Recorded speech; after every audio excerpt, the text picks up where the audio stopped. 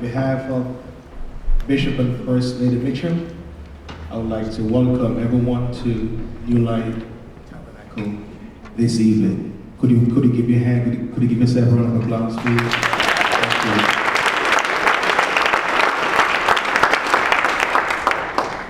As we remain standing this evening, let's just breathe a word of prayer before our Congresswoman comes.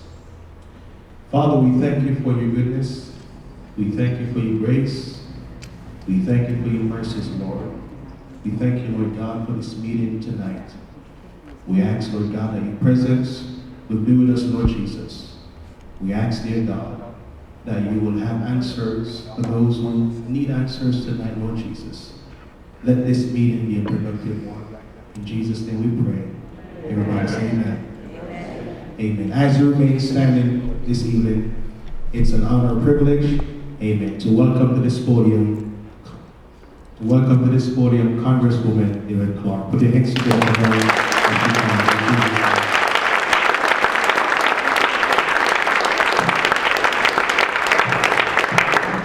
Everyone go ahead and be seated.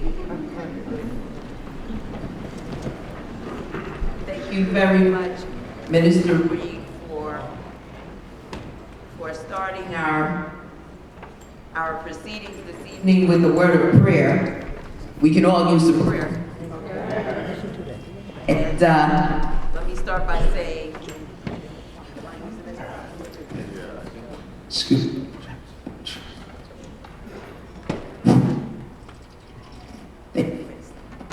Maybe it's the ankle. Okay. That looks like that. Uh-oh.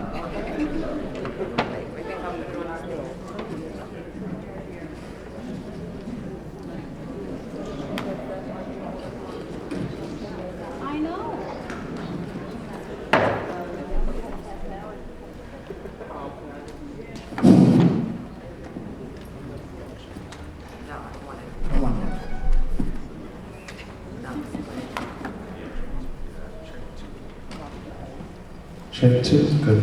Thank you.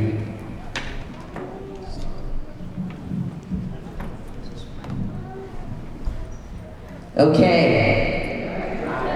I even get a little reverb, a little drama with it. But first of all, let me just say, wow. I'm so happy to see that you, the beloved community, have come out to the town hall here at New Life Tabernacle this evening. Good evening, everyone. I want to thank all of you for joining me here at the beautiful New Life Tabernacle in East Flatbush, Brooklyn. In addition, I'd like to thank Bishop Michael A. Mitchell and First Lady Vivian Mitchell in absentia for generously providing us with the opportunity to gather and to be educated and informed and to discuss the times we are in and what we must do to push back, to fight back in the best interest of our own self-preservation.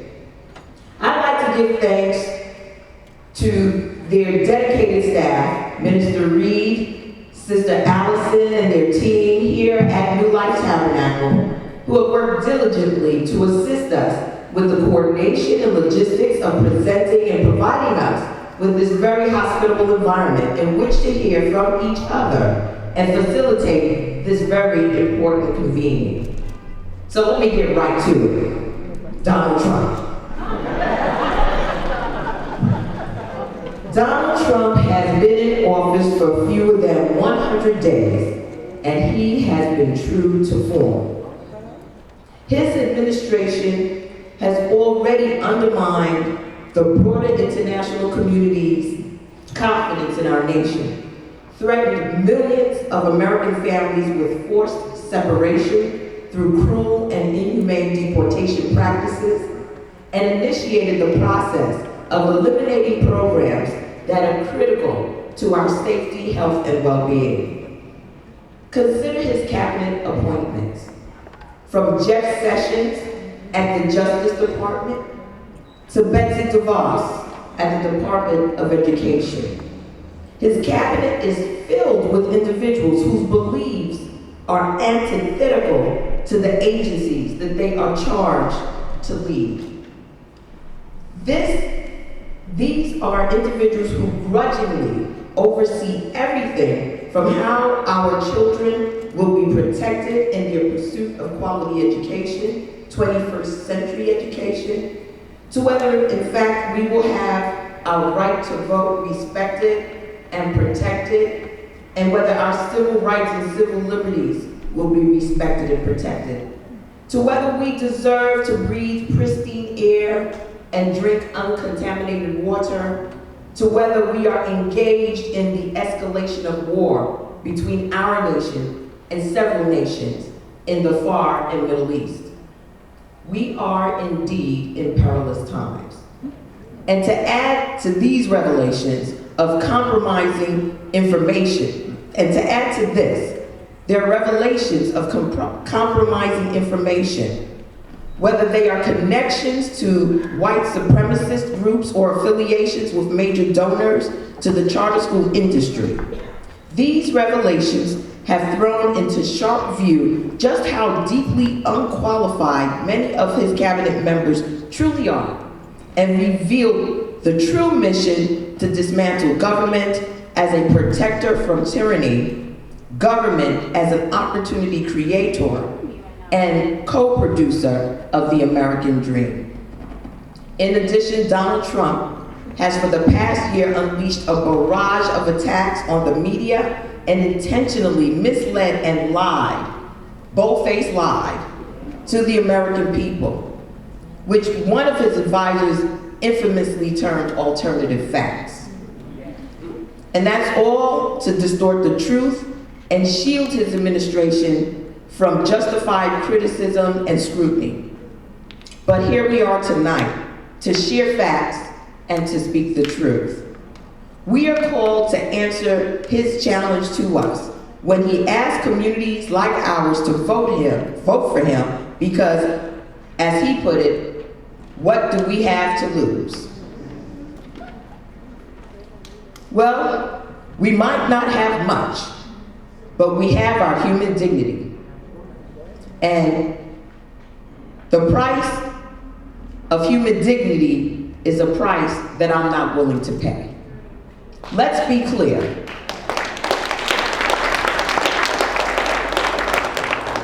Let's be clear that we are called to defend our community from the threat of a man whose very defining principle has been the denial of civil rights. His policies are a direct assault on our community. We are at the epicenter of his disruption. We are being targeted for divestment, detention, and deportation.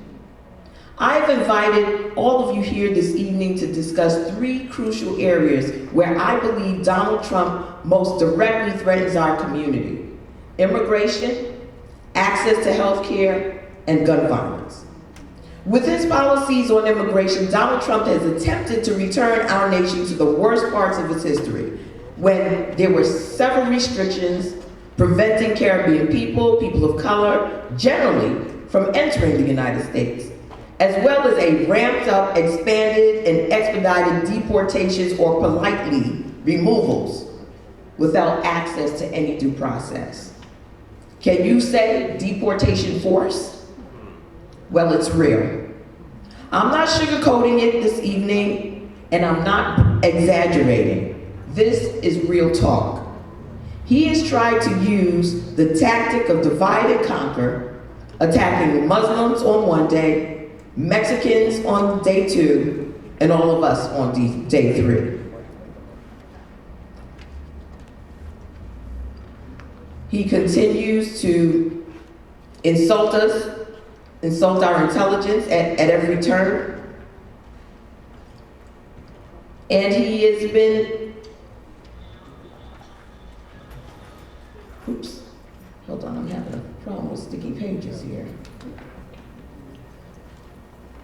And if we sit back and believe that it's them and it's not us, I'm here to tell you that they are us. Anyone who claims to be a Christian and doesn't know the difference between 2 Corinthians and 2 Corinthians, and who would wage war during Holy Week like Donald Trump is truly masquerading.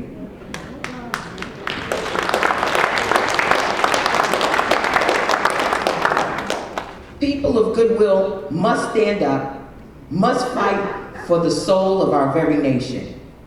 As the daughter of parents, and my parents are here with me tonight, that's my mom and my dad, Dr. Nina Clarke and Leslie Clarke. Just as a little digression, my father is like stuck on MSNBC right now. He is calling me and texting me and asking me what's going on. So he has to be in the mix. He's in the middle of the resistance as well. But as a daughter of parents who came to the United States from the beautiful island nation of Jamaica over 50 years ago, I think there's some Jamaicans in the room. The issue of immigration has impacted me personally. When mothers and fathers, sisters and brothers, aunts and uncles, cousins in my district are detained by immigration agents, I probably know their names. I know their families. Donald Trump's executive orders on immigration ending the categories of priority established under President Obama effectively makes every individual currently lacking legal status a priority for deportation. And there's a lot of mixed messages going out. But the one thing that has been consistent in our interactions with the Secretary of Homeland Security is the belief that anyone who is here and undocumented, that includes young people who have been protected under DACA, are vulnerable and at any point in time can be deported. Under these new policies, law-abiding, tax-paying, hard-working immigrants with families who have never broken the law are being viewed and would be treated as no less than a hardened criminal by Immigration and Customs Enforcement. Since January 20th, dozens, if not hundreds, of people in New York City have been detained by ICE agents. Oftentimes, they've been deprived of their rights and any available leniency, relief, or pardon. These recent events, done under the sole authority of the Donald, have terrorized our communities of law-abiding, hard-working immigrants, prompting countless people to panic, often after receiving false information and rumors about ICE raids, policies, and procedures. I therefore ask for all of your help, your assistance. First, we must end rumors. As with the recent rumors about checkpoints near Brooklyn College, popular shopping venues, and even hospitals. And to please direct persons who may approach you with such concerns to my district office or to legal aid organizations for assistance. This uncertain climate created by the Trump administration has allowed scam artists and other criminally minded individuals to take advantage of people. But as we all know, vigilance and facts are the best defense against fake news. We need every family in our community to have know your rights information. For example, if ICE officers, we should know that sometimes ICE officers wear street clothes, but they cannot ask any people for money. With your help, we will better inform the people of Central Brooklyn about their rights and fight back on a grassroots level against Donald Trump's atrocious, racist, xenophobic, and white supremacist policies. We must put an end to it for this generation. In the meantime, I will continue fighting against them in Washington, D.C. I've already introduced a bill that will require ICE agents to wear body cameras doing all enforcement activities and calling on the Department of Homeland Security successfully to investigate civil rights abuses in the implementation of Donald Trump's executive orders on immigration. In addition, my staff in the district office has been working tirelessly with people who have immigration issues, assisting them by conducting inquiries into their citizenship and green card applications, as well as providing referrals to quality pro bono legal service organizations that assist with certain immigration matters. So let's be vigilant and let's be wise. I want to encourage everyone here, or anyone who you may know who has a green card and has been living in the United States continuously for the past 5 years to apply and become citizens.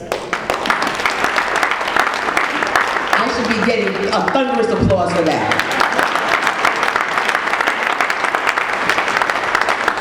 We need them to join the ranks of U.S. citizens who are on the front lines to protect the most vulnerable amongst us. This evening, I also want to inform you about the failed Republican health care plan known as TrumpCare, as well as my plans for the future of health care in our community. For 7 years, Republicans told the American people that their health care plan would bring down costs, offer better care, and protect consumers. Well, when the question was called, they were exposed for literally having no plan whatsoever. However, in a hasty attempt to repeal and replace Obamacare, they revealed to the American people their true colors. They were reduced to their basic nature, taking from the poor to give to the rich. None of their promises ever came to fruition. Their plan would have eliminated the requirement that health care plans cover essential services like maternity care, mental health care, wellness visits, stays in the emergency room, and would have allowed health insurance companies to charge older adults completely unaffordable and outrageous premiums. When I say older adults, they started at age 50 and up. That hit me where I live. In addition, I should know that an estimated 24 million Americans would have lost health insurance as a result of TrumpCare. At the same time, the bill would have provided $600 billion in tax cuts to the rich, while leaving millions of working families with higher costs and less coverage. I mean, you can't make this stuff up. In effect, a reverse Robin Hood, stealing life-sustaining health insurance from working families to give tax cuts to the wealthiest Americans. The notions associated with this plan truly redefine the word deplorable. In response, we must again remain vigilant. There has been talk in Washington from Donald Trump himself that he has to steal the health care of the poor in order to move forward with his tax giveaway to the rich through tax reform. So he is basically saying that if we don't pass TrumpCare, he will have difficulty in being able to make the promises that they've probably already cooked up for tax reform. We must continue to keep the pressure on Congress so that they feel the heat for following through on their scheme to kick 24 million people out of their health insurance plans and penalize those whose wages can't afford to keep them on even a basic plan when they become ill, develop chronic diseases, or hurt in accidents. It's a travesty. We must look for ways to improve Obamacare so that there is more universal coverage and the end of this debate of whether health care is a right or a privilege. It is a right, full stop. And I want to start the conversation about single-payer insurance, which would guarantee every American access to health care at a reasonable cost. Other countries have used single-payer for decades with lower costs and better results for all of their participants. Why is it that in the United States of America, the most advanced civil society, we're having difficulty? One word: greed. There are people who want to make profit off of people's health and well-being.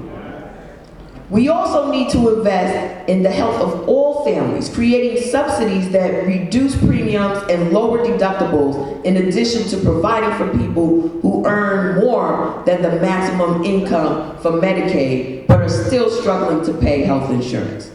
We need to dramatically increase funding for the Prevention and Public Health Fund, which provides the interventions that prevent and or substantially delay the onset of chronic conditions such as diabetes, cancer, and heart disease. As a matter of fact, during the debate over Trump care, I had offered an amendment that would have put the Prevention and Public Health Fund back in play. And those rascals, as my mother would say, those rascals zeroed it out. You know, this is what we're dealing with. Underserved communities, often communities of color, have been particularly disadvantaged by the inadequacies of our healthcare system. More often than not, individuals from such communities fail to receive comprehensive treatment, including preventative treatment. Under the Affordable Care Act, we must continue our efforts to reverse these disparities and seek to achieve permanent success in improving our quality of health. Nationwide, millions of Americans joined the resistance against Trump care, forcing the Republican leadership to indefinitely delay a vote on their sham bill. I have to applaud each and every one of you because you stood up and let them know we're not playing. We must continue to stand shoulder to shoulder to improve the Affordable Care Act and ultimately reach universal coverage where every family has the ability to access comprehensive health care.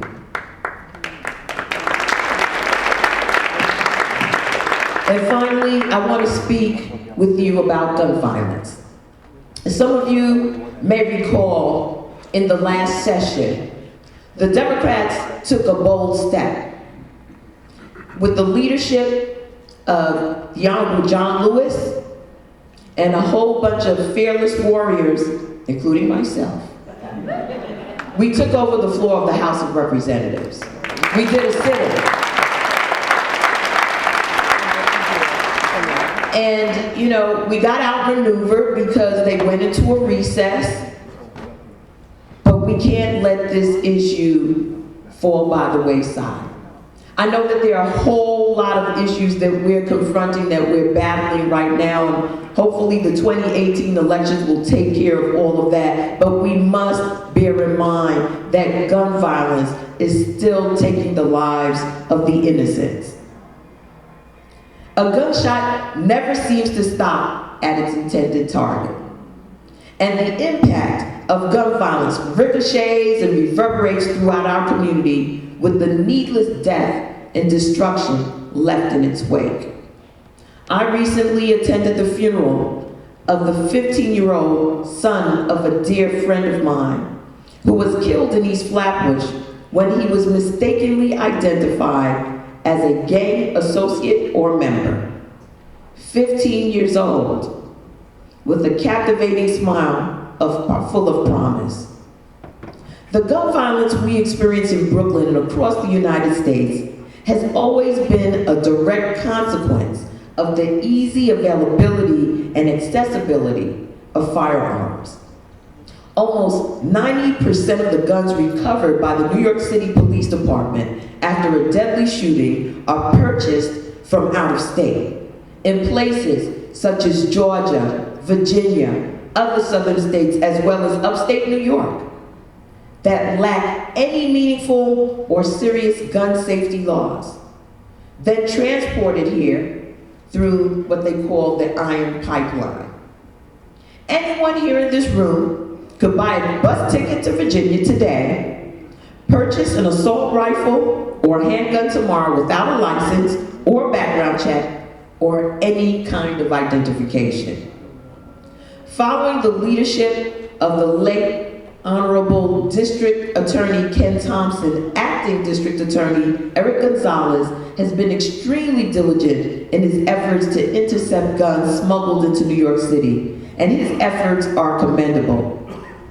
But Congress also has a responsibility to intervene in this matter. Yes, yes, and yes. Unfortunately, already this session, the Republicans have continued to demonstrate their callous disregard for human life by passing a law that repeals restrictions on the sale of guns to individuals with documented mental illness. Can you believe that? Just this Congress. This is the sickness. This is the depravity that is governing our nation right now. I've been involved in this fight, in fighting this issue, as a member of the Gun Violence Prevention Task Force, which has been developed and has developed several policies that reduce gun violence. I remain focused on seizing every opportunity to fight for common sense gun violence prevention laws that would end the flow of illegal handguns into Brooklyn. We need to amend the law to require that gun buyers in every state are checked for felony convictions, restraining orders, and prohibit automatic weapons that were developed for the military and high-capacity magazines that have allowed shooters to kill dozens of people in only a matter of seconds. We need to enact comprehensive prohibitions on the gun trafficking that allows weapons to reach our street corners each and every day. I'm therefore proud to have introduced the Hydea Pendleton and Naisha Pierre Yard Stop Illegal Trafficking in Firearms Act, the so-called Countering Illegal Firearms Trafficking to Mexico Act. At this moment, Republicans in Congress are effectively controlled by the National Rifle Association and have resisted all efforts to reach a solution that saves lives. Our lives are a mere dollar sign in the eyes of gun manufacturers and unscrupulous gun dealers. We must fight back against this assault on our community. We therefore have a responsibility to change the ideological composition of Congress, its membership, by electing people who believe the lives of our families and children are worth saving.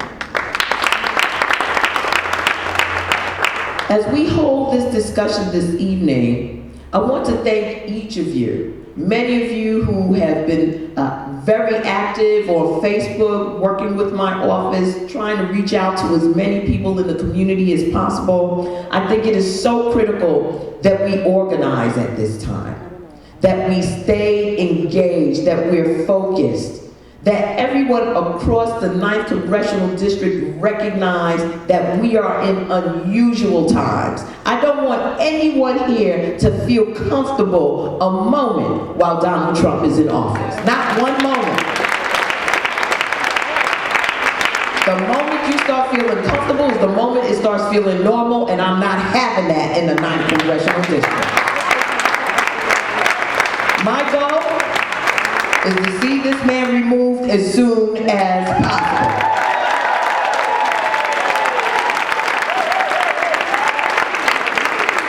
So we are here to hear your thoughts this evening. We are here to listen to you and to exchange in a dialogue. And we're searching for opportunities to work with each and every one towards a brighter future. You know, I share with you sort of my thoughts about citizenship.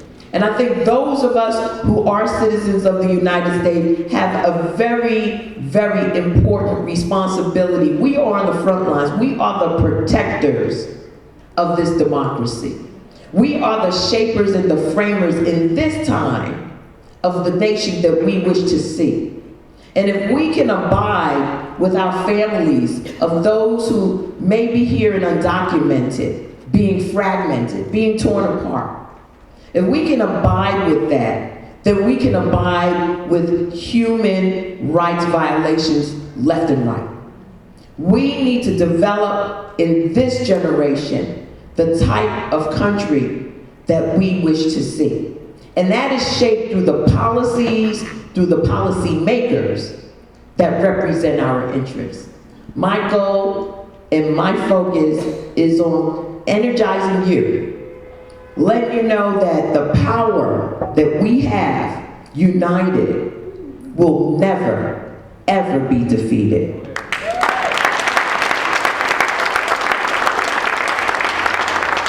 So I have designated my district office in Brooklyn as the headquarters of the resistance to Donald Trump. So please reach out to my office. We'll give you all of our key data later, but I want to be able to get us into our dialogue this evening. I want to thank you for indulging me in my presentation this evening. I just thought it was important to set the tone so you know who you're dealing with. I'm not playing around.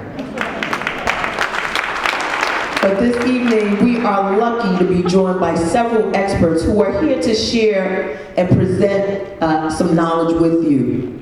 On the discussion of immigration, we have Samuel Palmer Simon from the Immigrant Justice Corps, Diane Lucas from the Civil Rights Bureau of the New York State Attorney General's Office, and Carlos Sierra from the CUNY Citizenship. Would you please give them a round of applause? To share with us this evening about the concerns and strategies around gun violence, we have Pastor Guilford Monrose from the 67th Precinct Clergy Council, and Shanduk McFadder from Gangsters Making Astronomical Community Changes. Please give them a round of applause. And on the healthcare front, we have Mr. Reggie Nance from AARP. I got my card, did you? Haven't been able to use it yet, can't wait to use the discount. But we want to thank you all for being here. And now we're ready to dive into this evening's program. You may have come with questions already. Please be ready. Each of these individuals are just going to make some thought-provoking presentations to you. And right after their presentations, we want to hear from you. So get ready with your questions. And once again, thank you so much for coming out and for participating. So why don't I start over here with Samuel Palmer Simon. Oh, you can, if you want to stand, see if that works, but I'm pretty. Hello? Okay, it looks better for me. Okay. So yeah, I work for Immigrant Justice Corps. We are a local organization, but we also have tentacles throughout the state, as well as Connecticut and New Jersey now.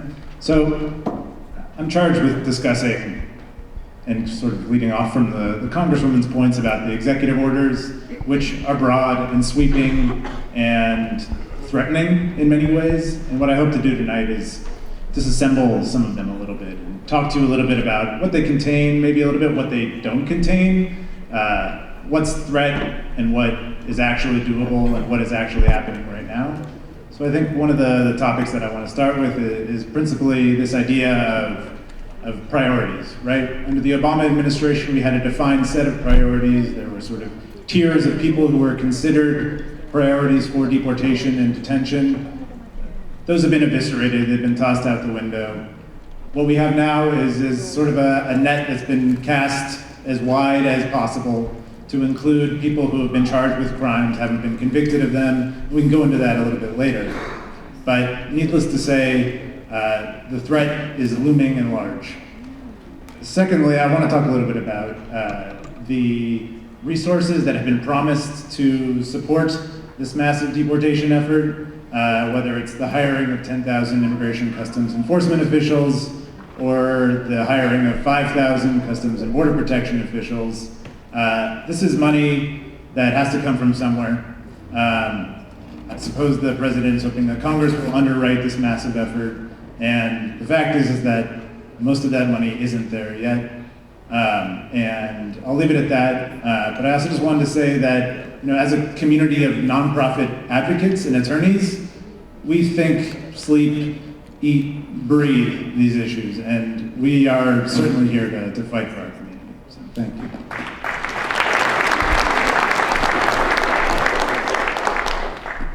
Good evening, everyone. My name is Diane Luke. First, I'd like to bring greetings on behalf of the Attorney General, Eric Schneiderman, and thanks to Congresswoman Clarke for organizing this and everyone for coming. So to tell you a little bit about the Civil Rights Bureau, and I apologize for talking fast, I just see the timer there. We have a very broad mandate. We enforce civil rights laws on behalf of all New Yorkers, and that's local, federal, and state laws. In terms of the Trump resistance, we have really poised ourselves as being among the leaders of the resistance. So as you may know, we have sued the Trump administration for the first Muslim ban, and then after that Muslim ban was changed to the second Muslim ban, which just dropped one country, remained the same essentially, and still discriminated against Muslims. We sued the Trump administration for that as well.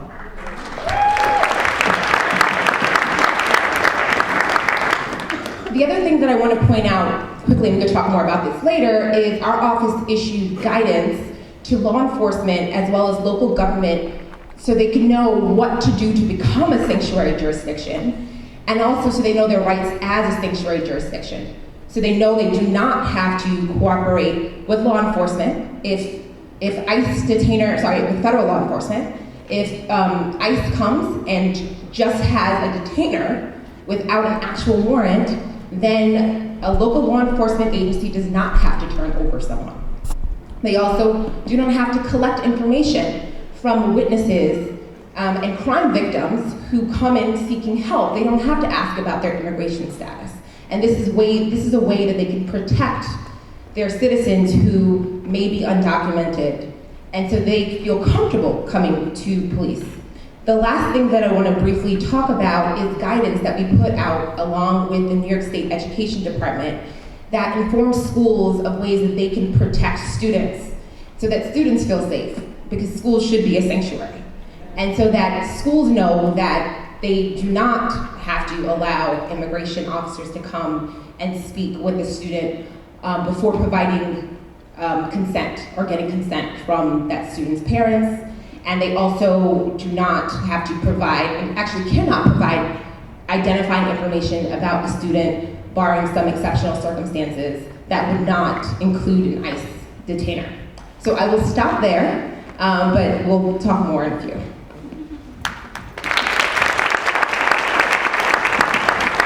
Good evening, everyone. My name is Carlos Sierra. I'm community liaison person for the CUNY Citizenship Now. First, I'd like to thank our Congresswoman for hosting this event and also your staff for organizing it. I also want to thank the support that we get from Trustee Dr. Clarke, because she's one of our CUNY trustees. And I'm here to talk about obtaining your U.S. citizenship. And I have like 2 minutes, so I need you to bear with me because I just have key points that I want to go over. But the first thing is, why do you want to become a U.S. citizen? For me, being an immigrant from the Dominican Republic, I wanted to become a U.S. citizen because I didn't want to get deported. Not that I wasn't doing anything wrong. It's just that you could be at the wrong place at the wrong time, and having the U.S. citizenship status will definitely give you the protection that you need. You can also have access to federal job, vote and run for office, which is perfect for many of us, and also petition for your siblings. So there you have a few areas as to why you would like, why you would want to become a U.S. citizen. But you definitely need to fall into basic requirements, like for example, you will need to be at least 18 years old, and as the Congresswoman mentioned, that you will need to be a resident, permanent, you have to have your green card, and then be a permanent resident for at least 5 years. For some people who are married, that's 3 years, but you will have to actually be living in the United States because some people actually travel abroad. And so, you have to be a person of good motor character, meaning, some people had arrest, so we definitely want to make sure with our attorneys, and we have free services, by the way, that we look into any arrest case. And also, you need to have the ability to read and write basic English, and be willing to pledge your allegiance. But I really want you to pay close attention to, like, for example, if, for those who want to become a U.S. citizen, if you ever lie to an immigration officer, you have to be very careful. We want you to speak to our attorneys. If you haven't filed taxes, you need to definitely pay your taxes. And finally, the process takes about 6 months. So, you will have to be fingerprinted, that's the biometrics. That takes like 2 months. And then you will have to go through a civic exam for the 100 question and answer that you have to study. And then finally, you will have to get sworn in. The good news is that we can help you for free. You don't have to pay us, and we have offices throughout the city. I saw Councilman Jimmy Williams who's here, and we have an office with him. So I'm going to be here, so if any one of you is interested in becoming a U.S. citizen through the Congresswoman office, we're going to be very happy to assist you. Thank you.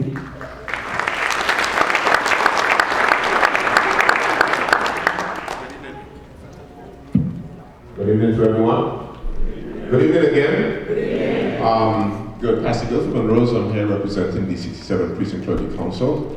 Of course, where you are is in the confines of the 67th Precinct Clergy Council. I'm here to talk about gun violence, just to introduce some of the things that we're doing here. The gentleman talked about immigrants filing their taxes, but we can't, we could file for taxes, but we don't get returns. That's right.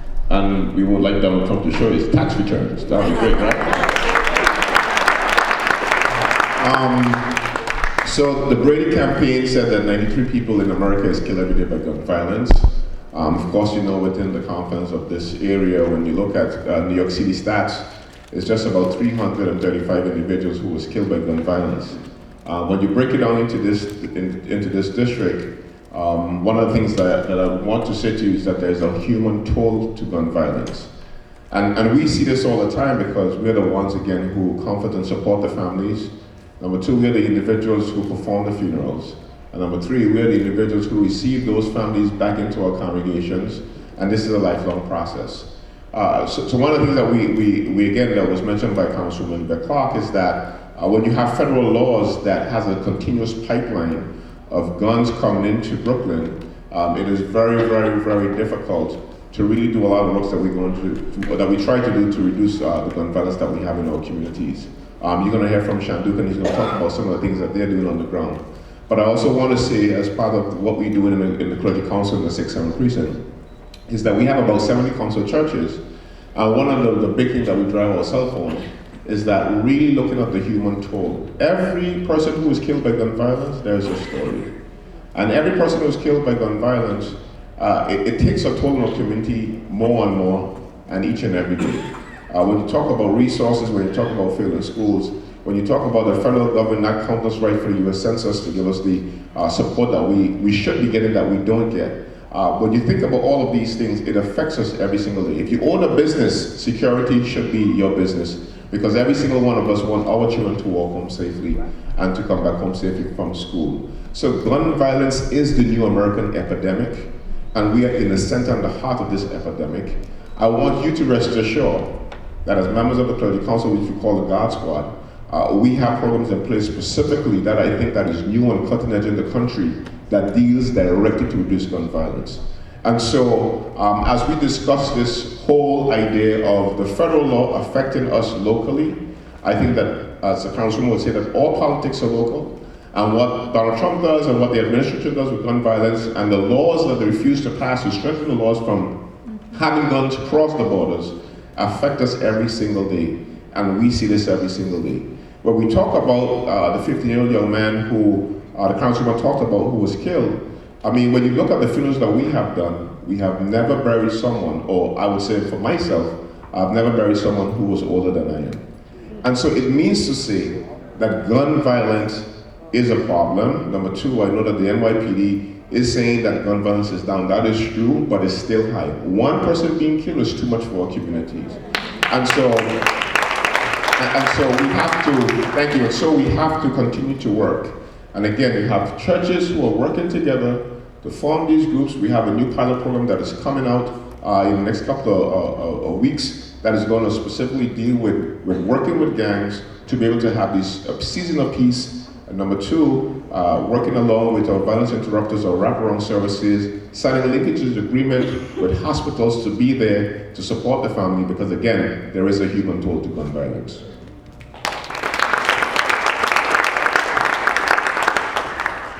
Good evening.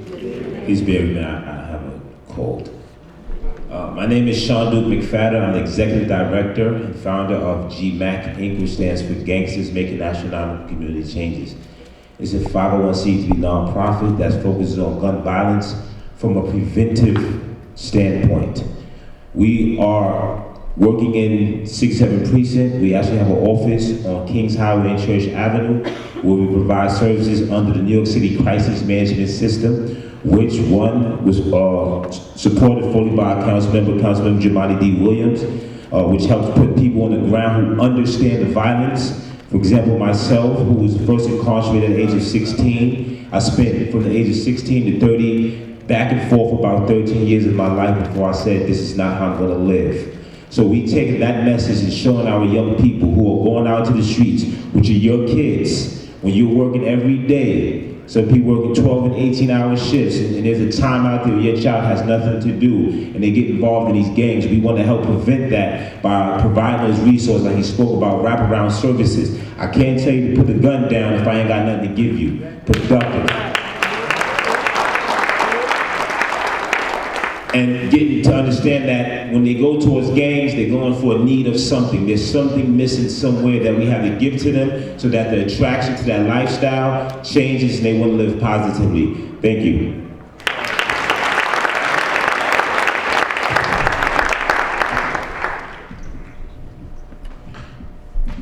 Greetings and good evening. I'm Reggie Nance with AARP, and I'm here for one simple reason, and that's that AARP members are fired up. That's right. We have 38 million members nationwide. We have 2.6 million right here in the state of New York and 800,000 here in the 5 boroughs. And since before the election, we've been hearing from them in droves. You know, there are 2 big issues that fire AARP members up like nobody's business. One is Social Security, and 2 is Medicare. And it's not just people that are currently on Social Security and Medicare, but it's people that hope to be on Social Security and Medicare someday. Now, Donald Trump, when he was running, said that he would protect Medicare. He would leave Medicare intact. Well, we all know that there are people around him that don't feel the same way. So when they came out with the Affordable Health Care Act, which never made it to the floor, it ended up weakening Medicare and taking away the so-called elimination of the donut hole around prescription drug care. So AARP adamantly, vehemently opposed the American Health Care Act, and we wrote thousands of letters, petitions, phone calls, and it never made it to the floor. But here's the thing, and the Congresswoman told us we can't rest, we can't sleep. They're regathering steam as we speak. And from all indications, from word that we've gotten, they're coming out with something even worse than what the nonsensical, illogical thing that they proposed before. So make no mistake about it. We're going to listen to our members, and we're going to fight anything that doesn't protect and preserve Medicare for all generations. That's number 1. And number 2 is that people say to us, how can I get involved? People want to do stuff. We have a website, real time, where we're monitoring what's going on and people can take action. And that website is action.aarp.org. That's action.aarp.org, where you can go real time to find out what's going on with healthcare and all the issues that affect people 50 to 64 on a state, local, and national level. So thank you, and I look forward to hearing your questions.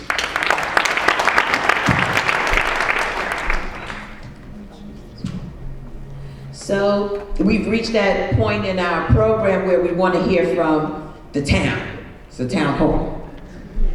But before we do that, I just want to acknowledge, and our staff, you all have the system set up for how we're going to get everyone's questions in. All right, perfect. I want to acknowledge from the 67th Precinct, Officer Gary Kweku. Okay, let's give him a round of applause.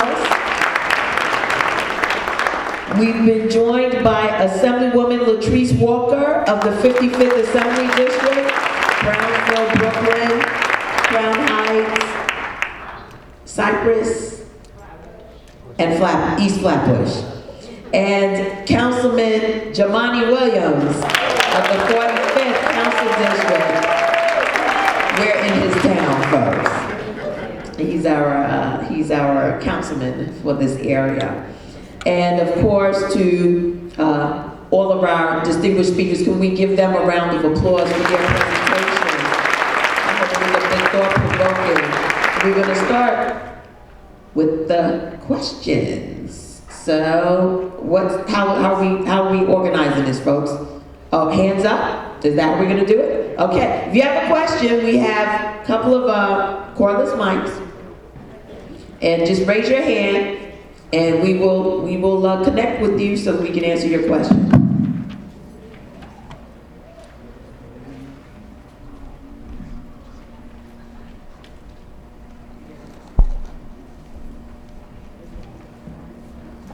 And if you would just state your name, that would be great. Hi. We see your hands in the back. My name is Kim Russell, and I want to thank you for being here. I work for the Brady campaign to prevent gun violence, and I'm also a survivor of gun violence myself. And we really appreciate your leadership. You've been a really devoted and powerful leader on our issue, so thank you. But I'm here tonight because I'm really terrified of a bill that is currently moving through the House. And I know you're not going to support it, but I need to find out from you what we can do to stop this bill from getting to the floor and get voted on. And the bill is called HR 38. It is the National Concealed Carry Reciprocity Bill. We call it the Arm Anyone Bill because it's really not reciprocal at all.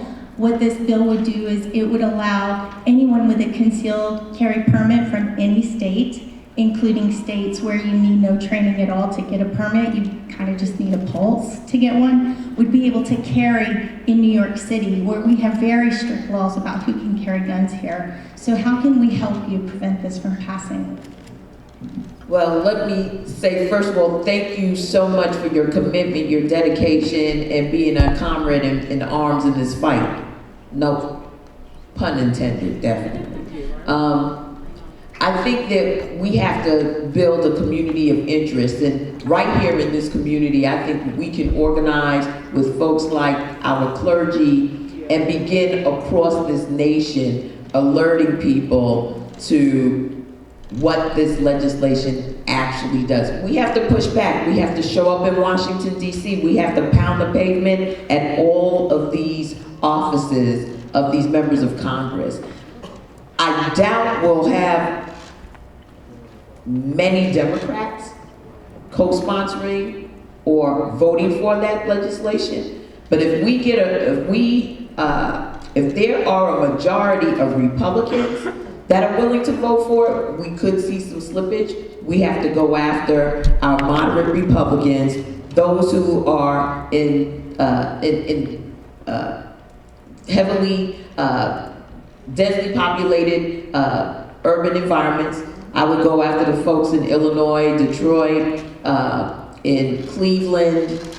I would go after folks in even Missouri at this stage, where we have seen unfettered gun crises, We need to connect with those members of Congress. There are folks in Connecticut. We need to really begin mobilizing right now. I know that the Brady campaign is constantly out there organizing. I'm willing to join you. I'm willing to get the members of the Congressional Black Caucus to join you. I'm really willing to reach out to the members of the Hispanic Caucus, but we need to also identify those who are most likely to feel the pressure of their constituents in a midterm election on the other side of the aisle. So we'll work closely with you on that matter. Thank you so much for raising it and for being in the battlefield with us as we try to combat gun violence in our community. Thank you. Congresswoman? Yes. Sorry. My name is Phil Bader. I'm with Disabled in Action of Metropolitan New York. Real quick, there's H.R. 620, I believe, which is a bill proposed by Representative Poe of Texas, Yes. who wants to undercut the ADA and severely restrict the rights that are granted under that act. I would encourage you to oppose that law, and I thank you very much for that, if you could do that. Absolutely. We are 100%. Again, we have a person in the White House who is no respecter of individuals with disabilities. He's demonstrated that for the whole world to see. We stand with you. We stand with the community of persons with disabilities to live an unfettered life in the United States of America. And we will be organizing around that bill. Thank you. And staff, I hope you're writing down these bills. Hi, I'm Pamela Ean. I don't actually have a bill in mind, and this is actually piggybacking on the prior question, because the one thing that was frightening to me about this election was that I felt that my rights as an autistic person was immediately under threat. I mean, we have Betsy DeVos, who doesn't think that the Individual with Disabilities Education Act should be enforced. And I entered kindergarten the year it was passed, and my school did everything it could to deny me an education. I've experienced discrimination in employment. I've experienced discrimination in accessing healthcare. And I speak as a very privileged autistic person. I'm white, I come from an upper middle class background. So I can imagine that for many, many, many other autistic people of color, poor autistic people, they have to, what they have to surmount is way more than what I have to surmount. And I'm terrified, like we have to deal with, like police brutality issues. I got beat up by a cop because I failed to act normal and it was important. So. Well, first of all, let me thank you for standing up, standing tall, and being courageous enough to be out here for the community of folks with disabilities and autism. Your voice is so very important in the work that we're doing each and every day. And I will share with you that there are members of Congress on Capitol Hill who are ready to fight. Again, I've never seen the type of energy out of the Democratic caucus, the type of unity out of the Democratic caucus in the House of Representatives, the way I have seen it over these past few months, as well as the Senate side. We're trying to hold our unity together because we smell the rat each and every day. And we feel the pressure of individuals who have some of the worst instincts in terms of recognition of our collective humanity, and will go to the depths of hell to pass, legislation that hurts others. So we join with you to make sure that H.R. 38, is it? 620. And any other means by which they would undercut and undergird all of the strides that we've made through the American with Disabilities Act, that we hold that harmless, and that we fight and fight and fight tooth and nail to make sure that we lose no ground where that's concerned. So far to go, though. We have a lot farther to go, but we got to hold the line while these fools are in place.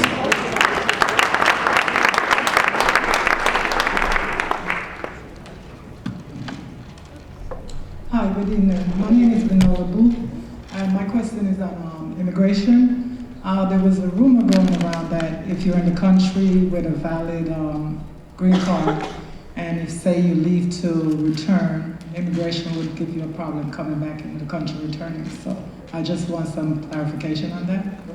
I'm going to have one of our attorneys. So there was certainly some issues with travel regarding the Muslim ban. No, not about Right. So that was people who are members of certain countries. As a general proposition, people with green cards. Yeah, not the Muslim ban, it was just people in general who have a valid green card. Right. And if they leave the country, returning back home would be a problem. They would not allow them to come back. So I As a general matter, somebody with a green card should be able to travel as long as the card is still valid, right? As long as it's not expired. Although I do want to say that somebody who does have an expired green card maintains their status. They don't lose their status. Their card is just expired. They can renew it very easily. They can even do it if they're outside of the country, though we prefer that they wouldn't. And then, as a matter of a general principle, somebody with a green card can certainly travel and come back into the country. I will say that Customs and Border Protection, the officers at the border, have been more rigorous, have been exercising a bit more scrutiny. So I want everybody to be aware of that. But as a matter of general practice, you can travel, certainly. And let me say this. I know what you're asking, because there have been instances already where individuals, where the Customs and Border Protection officers are taking extreme liberty in profiling people. That's right. That's right. And, you know, I think that we need to document. You have the right to travel. You have the right to go to your place of origin and return back to the United States as a resident. And I would encourage everyone to exercise that right. At any point where that right is being impeded, we want to encourage you, or you hear of a situation like that, to reach out to our offices. We have to document what people are going through right now, and I know that no one wants to go through it. I don't like to be stopped by a police officer if if they see me in violation of a red light or whatever. It happens. Let me say this. You have the right to travel. I will meet whomever at the airport if I need to. Make sure that you have the phone number to your representatives, and we can then help navigate that process. It's unfortunate, but this is reality. We are seeing in the airports individuals who are afraid for their own jobs, who feel like they have to overcompensate to save their jobs. And unfortunately, we are the ones who are feeling the brunt of the spirit of the administration that has turned extremely anti-immigrant. If I could just add to that too, when my office was working on fighting the first immigration ban, the Muslim ban, we saw that, we heard reports of people who had Muslim names, who were stopped by custom agents and detained and questioned. And in part, that was because of all the confusion. When the ban was first ordered, a lot of custom agents actually didn't know the scope of the ban. And it was confusing for a couple of weeks as to whether legal permanent residents were excluded by the ban or not.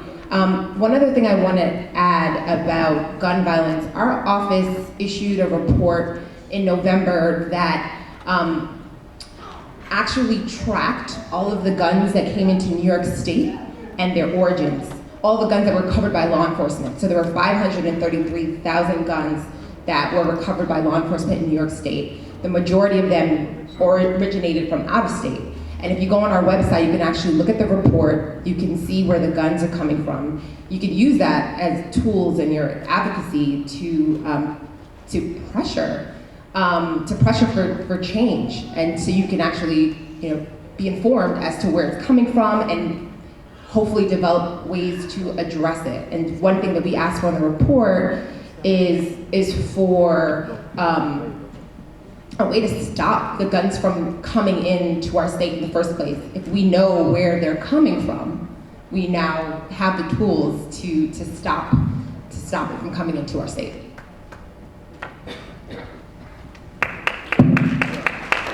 My name is Raphael. I'm from the group RefuseFascism.org, and we have a single unifying mission, which is to drive this fascist Trump and Pence regime from power at the soonest possible time. And thank you. And I appreciate you sounding the alarm and refusing to allow this administration to become normalized. That's very important. Everyone should take that spirit to heart in this room and act on it.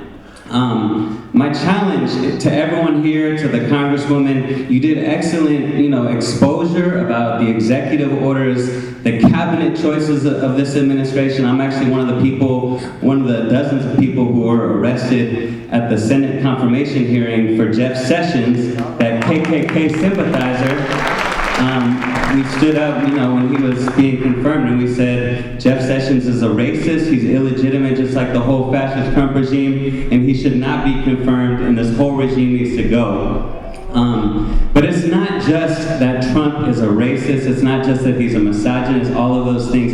It's the whole way that he is shredding the rule of law, the democratic norms in this country, and pushing things in a fascist direction. So my first question to the Congresswoman, but also to everyone in this room is, will you name Donald Trump as a fascist? Because that is what he is. And then the second question is, will our resistance be commensurate with that challenge that we're facing? It's not enough just to oppose one executive order after another, each one on its own terms. Because while we're fighting against one executive order, he's already barreled ahead and passed 10 others. While we're refuting one lie, he's already doubled down on that lie and told 10 other lies. And right now they're getting ready to have a nuclear war with North Korea, and they're bombing Syria, and they just dropped the largest bomb on Afghanistan. That's not a nuclear weapon. So it's a very serious situation, and my challenge is, will our resistance be commensurate beyond the level of the danger that we're facing? And I want to pose an invitation to everyone to come talk to us afterwards. We're organizing buses to go to the March for Science in Washington, D.C. this coming Saturday, the March for against climate change the following Saturday, and May Day. We have to be out in the streets. May 1st, immigrants' rights protest here in New York and all around the country. Join Refuse Fascism in the streets. Thank you. Very well. Well, everyone else will have to answer for themselves, but many may have attended my very first town hall meeting, where I said emphatically that I thought that what Donald Trump was doing was akin to fascism. I talked about tyranny, and I talked about it again this evening. We are very clear that our nation has been taken over by an individual who is focused on himself, his family, and how they can gain as much as possible on the backs of the American people. We are clear that he has appointed more generals to civilian positions than any other president in history. And that should be something that alerts everyone. When you put a general in charge of the Department of Homeland Security, which is a civilian agency, then what we are seeing in terms of a deportation force, you need to take very seriously. And so I'm with you 100%. I know what it is, and I'm trying to make sure that I can bring my constituents along in understanding that we cannot normalize what is taking place right now. We have to be the resistance. Our children will ask us, what were we doing when the other folks elected Donald Trump? Did we just sit down like lambs to slaughter, or did we stand up and fight? And I want my district to be able to say, we stood up and we fought. And not only did we fight, we won.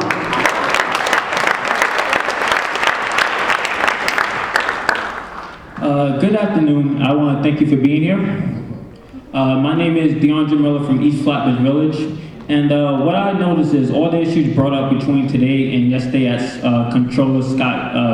Scott Stringer's town hall yesterday, it all revolves mainly around one issue, and that's money in politics. There was a Princeton study done that shows that public opinion on policy has nothing to do with the policies passed whether or not Democrats or Republicans are in office. And it's very easy to talk about how horrible Trump is, and he is. But a lot of people here today, their struggles began under Reagan. They continued under Clinton, who locked up more blacks than any president in history. They continued under Obama, and now we have Trump. So I want to know, what is your stance on money in politics, and how do you plan to get money out of politics? Because as long as we have the cancer of money in politics in the system, we can have one small victory, we're still going to take a whole lot of losses. Well, I have been one who has stood against Citizens United. We have been very vocal. We being I'm part of the Progressive Caucus of the House of Representatives as well. And we are very focused on the fact that the money in politics is what's corrupting the whole process. Clearly, these individuals, if we're talking about gun violence today, if there wasn't money being made by the gun industry that can then be plowed back into the campaigns for or against some of these elected officials, we would not have the struggle that we have today. So I'm with you. On that, in that case, I'm feeling a burn with you. Okay. All right? And we need to make sure that we get money out. Now, here in New York City, I was a former city council member, so a campaign finance system would probably be the best thing that we could do, because it would then take the private dark money out of politics at the federal level and make it so that we have to go to the people who elect us, to ask for their support. So I'm with you on that one.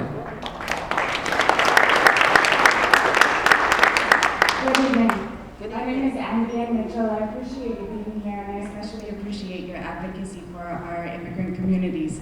My boyfriend, my partner, the man that I love, was a DACA recipient. He grew up in New York City. He was a New York City public school graduate. And I've been living with him for the last year and a half in Mexico. All my lawyer friends are going to get very upset at him. He willingly left the country at the expiration of his DACA permit because he wanted to remain, as he thought, in legal compliance. He wanted to be able to return to this country. He wanted to be able to continue seeing his family. His entire family's here and is undocumented. And of course, because he left the country without advance parole, he's under a 10-year bar. This is a young man who won't get to see his mother, his sister, his young nephews for 10 years. I'm here to ask two questions, one of which is, I know it was a platform of Secretary Clinton's campaign. It was one of the only things that I felt was very human about her, was to campaign for the removal of the 3-year and 10-year bars.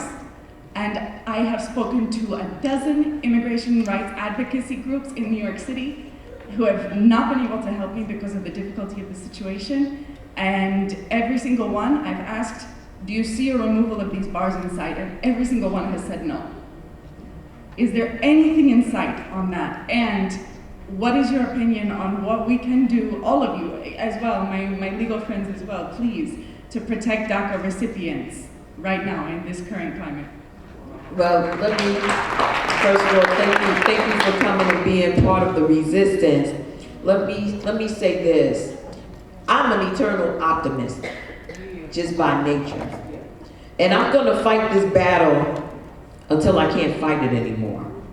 We have to have comprehensive immigration reform in the United States of America. It's a must. It's a must.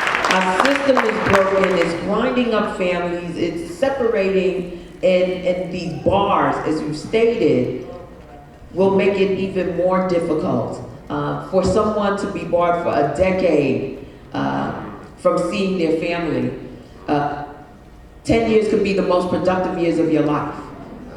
I share that with people all the time. When someone is coming to the United States, they're typically coming during their most productive years in life. And that's so that they can add value to society, they can help others, perhaps in their homeland. These are the most productive years of their lives. And when we detain, disrupt, deport, we're missing out on an opportunity to strengthen our nation with talent that has been cultivated right here in the United States. So I'm going to fight for comprehensive immigration reform. it's not going to be an overnight win. It will only become an overnight win when we really put the pressure on the Congress to move the legislation. That's the only way it's going to happen.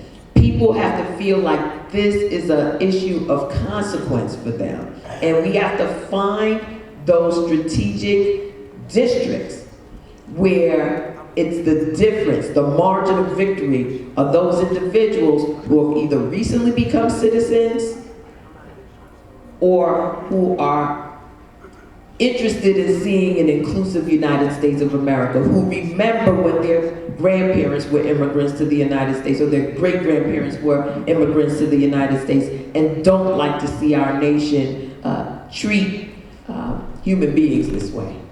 So, I mean, it's an ongoing battle. It's an everyday battle. I wish I had better news for you, but I'm dealing with some wicked people in Washington, D.C. Very wicked people. And they have not seen a reason to budge yet. So we're going to keep reminding them, that Jesus was an immigrant.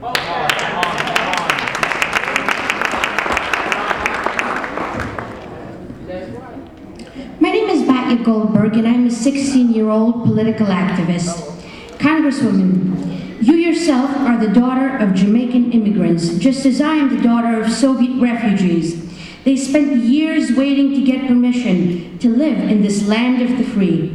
Yet, not once did a thought occur in their mind to somehow enter this country illegally, no matter the hardship that they endured in the Soviet Union. Respectfully, you discriminate in the law, vowing to stop the flow of illegal guns into our community. What about illegal aliens coming into our country? Should we really show our children that law and order mean nothing but words? Well, when it comes to human beings, when people are fleeing persecution, when people are simply looking for an opportunity, when in generations gone by, no one was asked for documents or for papers, but were allowed to come because this was a nation that said that it would take care of the hungry and the huddled masses. There's a lot of hypocrisy in America. And laws are oftentimes put in place because they don't want certain people to come to the United States. Certain people are not welcome here. Certain people are welcome but are despised for being here because they do the work that no one else would do. And so you'll have to excuse me for my mixed emotions or my hypocrisy in your eyes. I think when it comes to human beings, when I see a president that's willing to go and bomb Syria but not allow the Syrian refugees to come to the United States, when I just feel like we have enough in the United States to share with others, that we can find a way to fix our broken immigration system, so that we can reunite families. That yes, we must be a law-abiding nation. We must develop technologies and everything else to make sure that we are screening and that people recognize we are a land of laws, and we don't applaud people just coming over. But there are people who have been here for decades now. There have been people who were brought here at the behest of industry because they wanted to be able to use their talents. And I think we owe it to them because they brought their talents and they made a difference in our nation to give them an opportunity to become United States of citizens.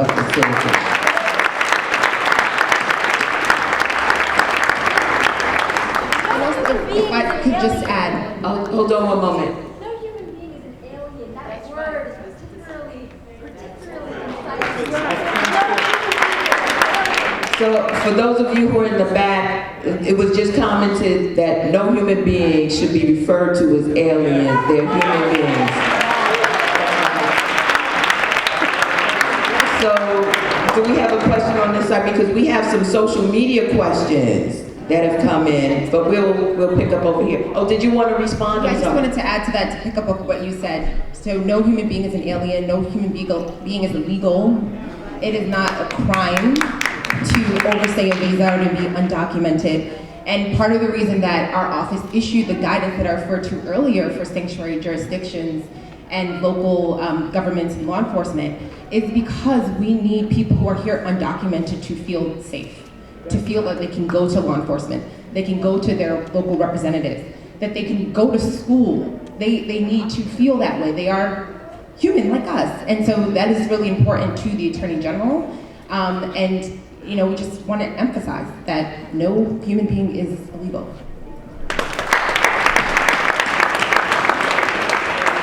My name is Juliet Newville, and I thank you for being here tonight. I also thank all your panel and everyone for being here.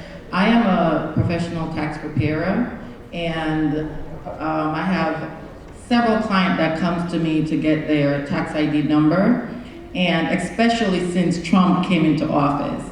And they were afraid, so they came to get it done. But the true fear is this. They didn't get it done before. They are working, and they need that tax ID. So now they're really in fear, and they said, let me get it now. But the real question is that they are afraid of is, should they get it? They asked me the question, should I get it now? And if I get it, will President Trump demand from the IRS to give them a list of all the people with tax ID numbers that are not legal? Should they apply still, or should they be fearful? And the ones that do have their tax ID number, they're very scared. And they figured, should we change address because INS might come to that address that the IRS have? I am telling you, I've been asked so many questions, what should they do? And I said, I don't even know what to tell you, whether or not you should go ahead and apply. Now, these are hardworking people, as you said, and they're here doing work that others don't want to do. And they want to pay taxes. And not just because they want to pay taxes because they're looking for the green card, because that is the law. They must show that they're working here. They do want to show that they love this country and that they are contributing and that they are hardworking and they just want to be a part of this country. And these are people that are not criminals, but have been here for years and helped to build and grow America. So what can I tell them as a tax preparer? Is it safe to apply now or wait until President Trump is out of office, overthrown? I don't know. That's a question. I'm gonna have to yield to some attorneys on that one.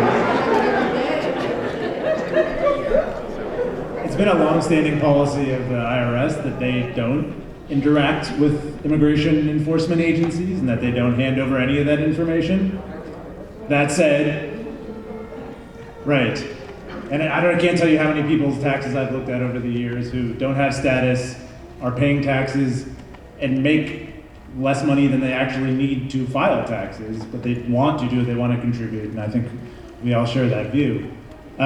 In terms of whether that information is going to be shared, I can't, my crystal ball unfortunately doesn't have that information, except to say that there have been attempts to erode some of the privacy protections of other agencies. So I think it is safe to warn people that is a possibility that their information could be shared. That said, they aren't divulging their immigration status simply by applying for an ITIN number. There's so many ways that one interacts with federal and state and city agencies in so many ways and gives them their information. So whether that particular interaction is going to or could result in that information being shared with immigration enforcement is pretty minimal, but I can't say the risk doesn't exist. I know that's Unfortunately, I would have to agree with him. There was a time, especially when President Obama was president, where you could believe the word of the individual that resided at 1600 Pennsylvania Avenue. Unfortunately, that seems like it was years ago and it was only 4 months ago. We're dealing with someone who, is duplicitous, someone who is very difficult to trust their word because their word is constantly changing. I would think that for immigrant populations who are individuals who want to get a tax ID number. Their number is probably one of several million numbers, and so it's almost like a needle in a haystack. You know, but I can't say 100% that someone like a Jeff Sessions, who is the Attorney General, wouldn't try to undermine long-standing precedents with the IRS. So unfortunately, I can't give you a definitive yes, okay? Hi, my name is Tasha Laraboy. I work for the Center for the Independence of the Disabled of New York.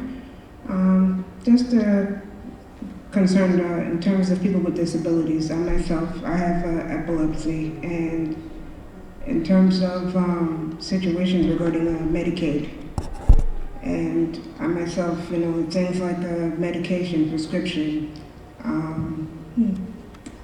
dental services, medication, medical equipment, wheelchairs, physical therapy, occupational therapy, everything, you know. These are major concerns for a lot of people. And what are the chances of how much being cut? Well, you know, that's where the battle, the front line of the battle is right now. You know, we were successful in pushing them back because a major part of the Republican Trump care was a major reduction and cut in Medicaid expansion. And so we have to, again, remain vigilant. I just came to tell the truth so that folks know what we're dealing with, what this battle clearly looks like. We're in a fight. We're in a fight, and we have to, you know, each week, make sure that we're making it known to our elected representatives, and the entire state delegation should be hearing from New Yorkers. Not just who represents you. We need to speak to all of, including those guys upstate. Upstate New York, because they have been primed in terms of, you know, sort of attacking the progress that we make within our own state. So we've got work to do, sis. We're on the front lines. You know, I hope that you will join us. I thank you for your courage for coming out this evening and being a part of this town hall. My goal is to motivate and agitate and aggravate as many constituents as I possibly can, because we have to be in this movement. We have to be in this movement. Thank you. Hello. Like the brother before, I'm part of Refuse Fascism, but I came out here because this is very important. You know, it's actually quite, you know, different that you've actually spoken as a human being, encouraging people to be out in the streets and to continue to fight, because resistance is necessary to actually go against all that this regime is doing, and it's moving fast. Like you said, it's only been a few months, but it feels like years. I'd say that my question is, you know, in these times, there are a lot of people going out into the streets, whether they're part of the Women's March, whether they're part of, you know, RF like myself, or other different forms of organizations that have sprung up because of what's going on. And they're being attacked, you know. So what I'm asking is, will you actually stand up with those people who are being attacked and being in support of them? Because it's not anything good, not only for the movement of us driving them out and, you know, grabbing our brothers and sisters on the streets and saying, hey, you need to come with us. But it's not good if people are, you know, locked up and put into Rikers for, you know, a year or more because they're standing up against, you know, what's going on. Absolutely. Let me say this. We come from a tradition of peaceful protest. If it weren't for the people of the civil rights movement, where would we all be?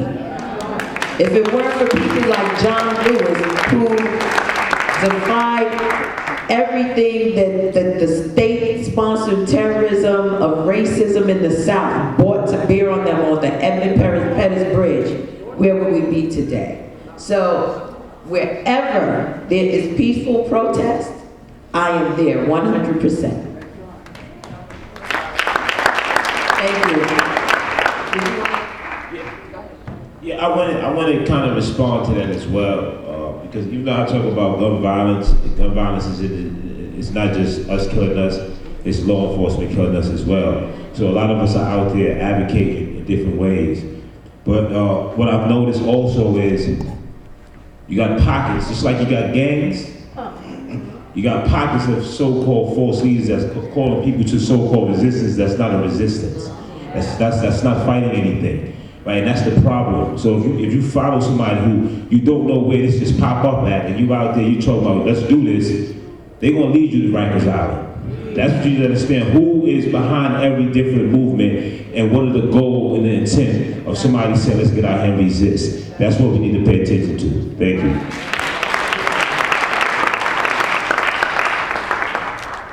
We had, before we get to our next comments, and if there's anyone else, please join the line, because we want to hear from you this evening. But we have some folks on social media.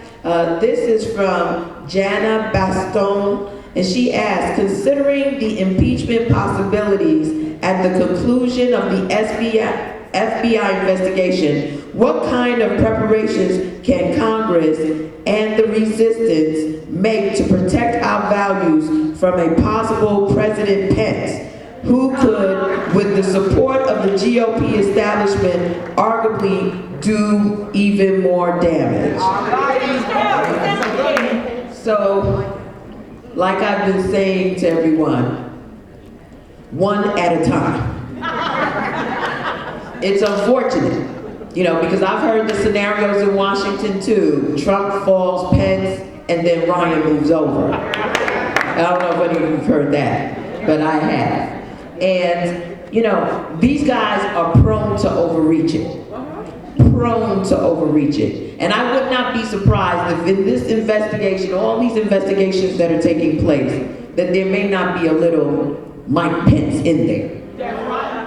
So we're going to cross that bridge when we get to it, but we definitely need to stay vigilant, continue to call for these hearings to go forward, for the FBI investigations to go forward, because the abuse of the American people that is taking place at the hands of Donald Trump right now is unsustainable.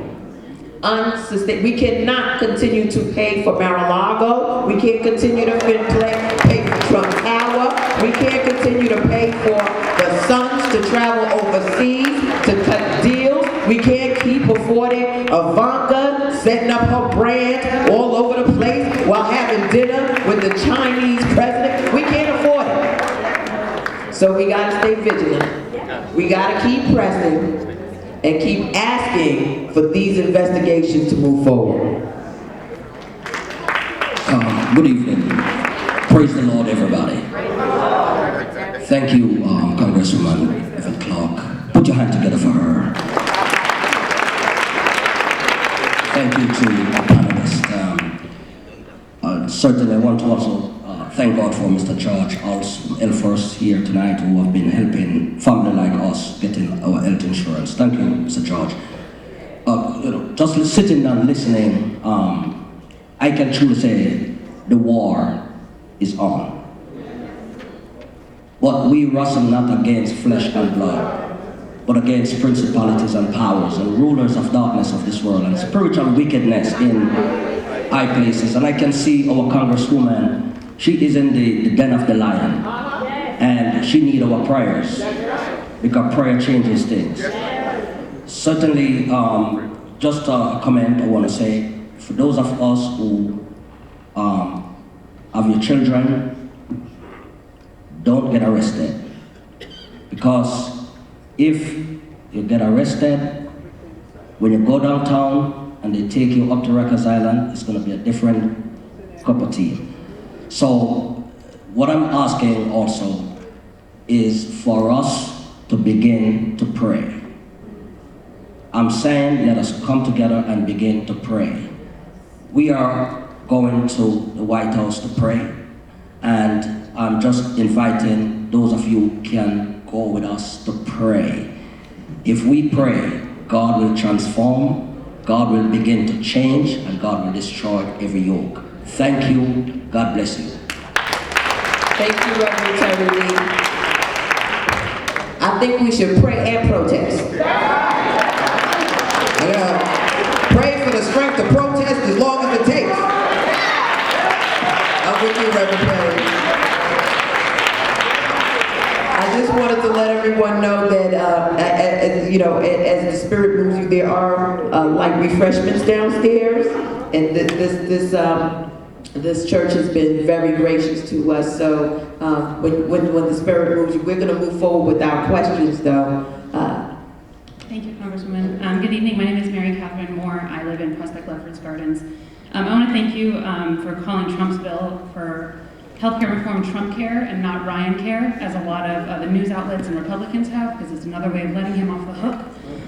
So thank you for that and holding him accountable. I was thrilled to see the bill fall on its face, but I have to imagine, like you said, they will be back. It seems like one of the major steps to make healthcare and the ACA more affordable, effective, and inclusive, and truly the law of the land so it can succeed, is to fix the actual cost of the healthcare and the reform of the pharmaceutical industry. Is this true? I'm genuinely curious. And if so, how can we fight and support you, and how are you fighting the lobbyists and big pharma? Do you have any advice for how we collectively and how our voices can be louder than their big pockets? So here's the challenge around that. Big Pharma and certain interests actually sat down with the Republicans to help write the bill. So they are baked into whatever product comes out. It's not just the money that they put behind these members of Congress, it's also the access that they get on Capitol Hill to actually draft things in their own interest. So, again, the pushback, the fight back is real. And, we're gonna sound the alarm every time we know that what they're putting before us is harmful to the American people. And what I had done during the first bout of the Affordable Care Act was really push for the public option. It wasn't one single payer, but what it would have done was, one, it would have set sort of the bar for what comprehensive care should look like, and that's what the insurance companies would have had to compete with, and it would have anchored the cost of care. And then in those states where they only have one insurer, it would have given more preference, more selection to those communities. We're not in that space right now. We're in the space where we're actually holding tight onto the Affordable Care Act, knowing that it needs some tweaking in some places, but waiting to see what the Republicans are gonna do, because we're not in the majority. So we don't have we don't have the ability in the minority to be able to offer a bill that would be accepted by the Speaker of the House to even move forward. So right now, again, it's, this is our time to sort of be in protection mode more than anything else. Thank you. Good evening. My name is Jacqueline Applewhite. I'm retired. That's the best part about me. My point to you, Congresswoman, is this. Approximately 3 years ago, I attended a meeting that you had, and I left this message for you to take back to Congress, especially to the members of Congress who I call the non-reading, Bible-quoting, Bible-toting members. Very simple. It went like this. If my people who are called by my name would humble themselves, pray, seek my face, and turn from their wicked ways, then I shall hear from the heavens, forgive their sins, and bless their land. That's what America is in need of today. Apparently, that message, which I still pray for Congress, has not reached there. But I have another one for you. very simple. A winner needs none of your time. A loser will take it all. Donald Trump is a loser. There's no explanation. We don't have to go into detail. We need to stop giving him all of our time. Now, there's certain things that I would disagree on what you said. I don't think the Affordable Care Bill did not, the American Health Care. That's another thing we need to do. We need to turn away from calling it Obamacare. You know how many people got stuck thinking that Obamacare was something separate from the Affordable Care Act? Legislators should know to call it the Affordable Care Act. That's the bill that was passed in Congress. So let's get that straight. I know I'm on time, but I want to make these points. My question is simply this. You say you can't plan.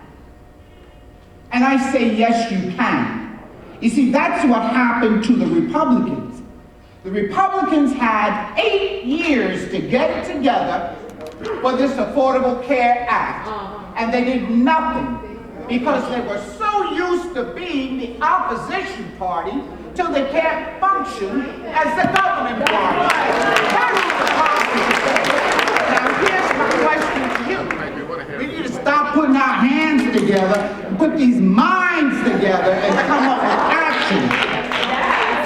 Don't sit back and wait.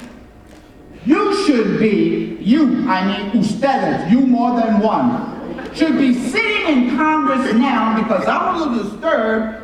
I call you guys retire on the job. You should be sitting in Congress so that when the time does come, you will have something. You don't wait till we get in numbers. You start planning now. What tricks need to be fixed in the Affordable Care Act so that you can open your mouths and say, hey, this is what we have to offer to change things around. Stop sitting back waiting. I'm tired of you guys getting paid to do nothing. You're retired on the job. Republicans, Democrats as well. Get your butts up and move. Now you want this move? You can call on me, but I told you, I don't have any time to waste. So when you ask for my time, have it together. And I'll be there fighting more than you care. Yes, ma'am. Yes, ma'am. That's the town hall I'm talking about.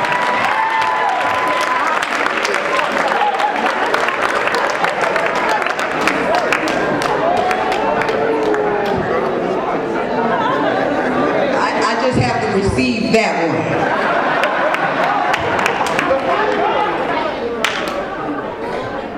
Is it all right to go ahead? I can't follow that. First of all, I want to thank you so much, Ms. Clarke, for all of the work that you do. My heart, it really almost aches when I can be in a room of people who I feel really care, who are really here. And this is really what I believe, this is what America really is compared to Make America White Again by Donald Trump. You know, this is Make America Right Again right here. There's so many people here that my eyes are tearing up with their sincerity and with the trials that they've been through, the autistic people, people with handicaps, or disabilities out from 1960, pardon me. I just want to make one quick point and ask you to carry this forward. I do believe very much in the power of words, and I keep hearing this immigration reform, immigrant. The whole word immigrant that keeps framing this issue, it really is racism. It's racism. Because I remember 10 years ago watching various news shows talking about the browning of America. How many people remember these statistics coming through saying that in such and such a time, this is what, America is going to be this much more brown, this much more brown, this much, and didn't the alarms go off for all of these fascist, racist, KKK closet cases?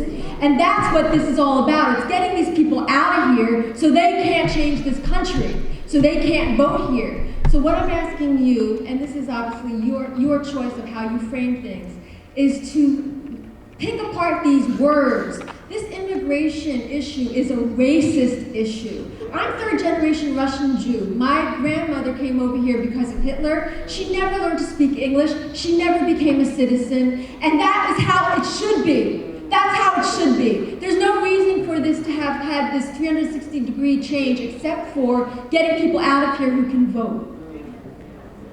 Well, thank you for your passion around that. And I think, there's a conversation that America just needs to have with itself. And, Trump has unfortunately disrupted that conversation, or actually he might have been a backlash. Because I think that, when Donald Trump saw President Obama become President of the United States, he just went over the deep end. And he's never recovered.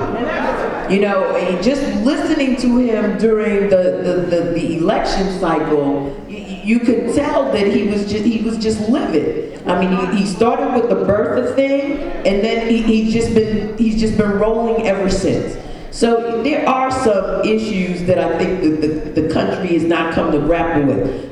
What I can say to you is, God bless the millennials. They are not carrying that baggage. For the most part, most of the young people that I interact with, they are far more multicultural and more supportive of one another across racial, ethnic, and religious lines than this generation is. So, we will continue to be enlightening as much as we can, but, there's the roots of racism are very deep. And part of it is almost an illness. I can't really say 100% because I've never had to deal with looking at another human being and seeing them as subordinate in their humanity in the way that a racist would.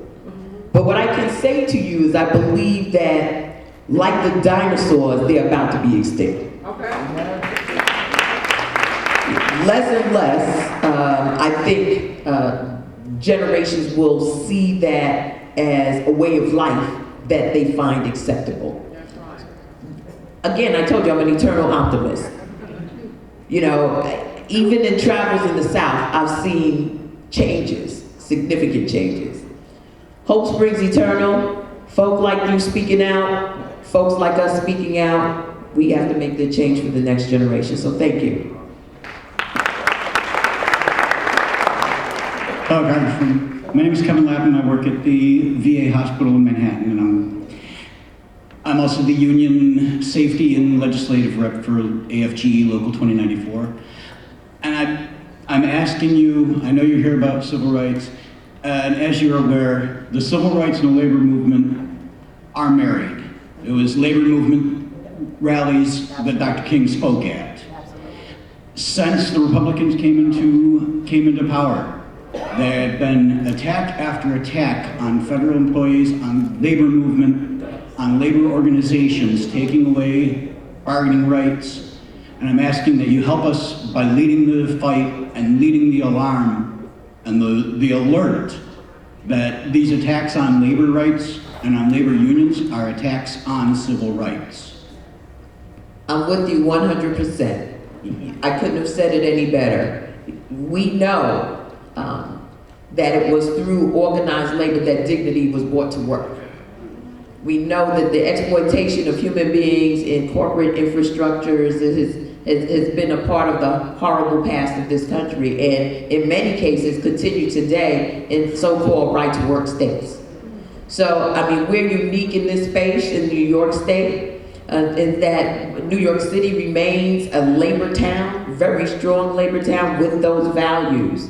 We bring them to Washington, D.C. with us on a regular basis. We're constantly fighting for the respect of the worker, for collective bargaining rights, for organizing rights. These are all battles. It seems like there's a 50-year cycle where we have to relitigate every victory that we've won, but that's the space that we're in right now, and I hope that you all here will join in. I can recall, and I'm going to share this story very quickly. There was a strike here in the city of New York, and it happened just before Christmas. It was a subway strike. There was a man named Roger Tucson who was the head of Local 100. And he knew that they were going to get a bad deal for future workers. So he was organizing against Michael Bloomberg, for you Bloombergites out there. And he shut down the subway system in the midst of holiday season shopping. There were so many people who had so many bad things to say about Roger Tucson, not understanding the value of what he was doing to save those workers' dignity and future generations of workers. Oftentimes we forget. We forget what got us to where we are. We become very comfortable. But it was those people on the front lines of organized labor who made the middle class in the United States of America, who maintained the middle class in the United States of America. And as their movement, as our movement has been eroded, so has the middle class gone. So I hope that all of us will join in the battle, because clearly a man like Donald Trump is no respecter of persons, of organized labor. He cheated people on his own construction sites. So I just don't expect him to change and all of a sudden, get religion. Like I said, he said 2 Corinthians instead of 2 Corinthians. Do we have another question? Yes, good evening everyone, first of all. And good evening, Good evening. I'd first like to thank you and your family for all the service that you've given over the years to Brooklyn and to the city of New York and to this great country. My question is about campaign finance reform. I think that is at the crux of the problem of the political system in this country. As we all know, a lot of money buys a lot of access in Washington. And that access translates into elections and votes. And that's, I think, a big reason we have the problem that we have on our hands. What is the Democratic Party doing, planning to change campaign finance reform so that we have a more equal playing field that is not conducive to the creation of a Donald Trump, so that he would have a chance? And I have a quick resolve, if you will. I think every candidate who meets a certain threshold that we can set will be spending the same amount of money. You can't spend more if you're Michael Bloomberg or if you're Joe Schmo coming out of Bed-Stuy. It doesn't matter. As long as you meet that threshold, it doesn't matter if you're a millionaire, it doesn't matter what you are. You can only spend this amount of money, right? And that money is publicly financed, so that everybody has to deal with issues and not advertising and marketing and branding. And that's what we have on our hands. On branding, we have a president who's a brand. And people fall for that. People fall for it because we're not educated, because we're not reading, for all those reasons that we all understand in this room. But that branding, that sexiness about a candidate gets us to make those bad choices. So what is the Democratic Party going to do about campaign finance? Well, I know that Congressman Sarbanes from Maryland has a piece of legislation that would establish a federal campaign finance program. There is no federal campaign finance program. Right now, we have rules under how we raise money, but that's different from a campaign finance program. And then we have Citizens United, which is a Supreme Court decision, which allows corporations to be seen as people. So, I mean, we have to push back and create legislation to counteract what the Supreme Court has deemed legal. So, I mean, I think that we can hold our candidates, our elected officials accountable one by one, and continue to push for these pieces of legislation to come to the floor and be voted upon. But we're gonna have to also use people power to a large extent to get people in office who will pledge to follow a campaign finance system. I mean, it's a protracted struggle. That's ultimately the answer that I have to give you. It's a protracted struggle. I was a beneficiary of the campaign finance system at the city level. So I know what it is to have people invest in you. If you should happen to stumble across my campaign finance, you will see not a whole lot of corporations. As a matter of fact, I leave myself open because most of my contributions come from people. And I don't have the big money people. I don't want to have to be accountable to anyone who is counter the interests of the people that I represent.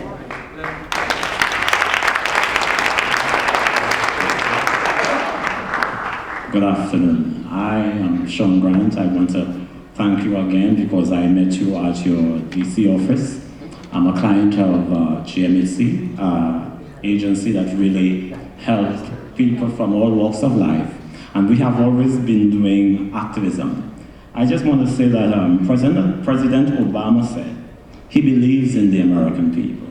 And as I sit here and I listen to everyone come to you as if you have the silver bullet that could help everything else. As I said before, that we are here with you. We are here behind you to help fight the battle and to continue the struggle. I just want to say to the people in the house, because I believe there are many people of faith. Faith without works is dead. And even when God called the children of Israel to go around Jericho, they had to get up of their behind and get it. And we are our first advocate. Here is the question for the pastor who is sitting there. Because I believe the rest of the panel have a very easy night because they have you on the hot spot. I would just like to get a bit of statistics about the gun violence within the state in terms of how many blacks, how many Latinos, how many. And you said that you have a up-to-date plan or a new plan or something like that. Where can we go to get that information? I would just like to give out this number. This number is, once you dial this number, it will contact you directly with your congressman or congresswoman. And everyone sitting here, you are not too old to advocate, you are not too old to get it done, because that is just one voice. And you would think that you have elected her to take your message right through, but there is strength in numbers. When the people are united, when they were building the Tower of Babel, what God is saying, I'm cutting short now, because time is short. I hear you whispering this heads. You can smile. The number is 202-225-3121. 202-225-3121. Once you dial that number, it will connect you directly with the company. Thank you. All right. Thank you so much. Thank you for your love, brother. So in terms of one of the things that we do with the God Squad is that we have members of the God Squad who is here today too. You need to be either the senior pastor of your congregation, a pastor, an evangelist, or an elder, because the work that we do, we deal directly with the victims and also with the police department, right? We also advocates in between the families and also with the police officers, can navigate that complexity. Sometimes it's difficult, especially when someone is shot and killed. You want to get information, you think your investigation is stalled. We really want to come in and help you with that. So if you fit in that category, or if you're part of a movement, or if you're part of a wraparound service, one of the things that Shanduk said is that when we go on the streets and we talk to young men to tell them to get out of the gang, well, we don't tell the young men to leave gangs. When we say that we want to help you, we know for sure that when you help someone who's in a gang, if they themselves have the help, they will then come out of the gangs. But we can't tell young men to leave gangs or put down the guns or put down whatever if we don't have anything to offer. So if you're part of a wraparound service provider in here tonight, see us so that we can talk to you, so that when we go and we do ceasefire. Ceasefire is a program that we do with the NYPD, is that we visit the gang members or known shooters in the community, and we give them help if they want the GED, if the backup on child support, whatever those issues are. We have a particular number that they call, and we help them so that they can be helped in that situation. So there's a couple of things that we're doing on the ground that we move in. But again, if you're part of an organization, you're part of a church, would like to be part of the clergy council, you can see me and we can work that out, all right? And I did this without even asking for an offering.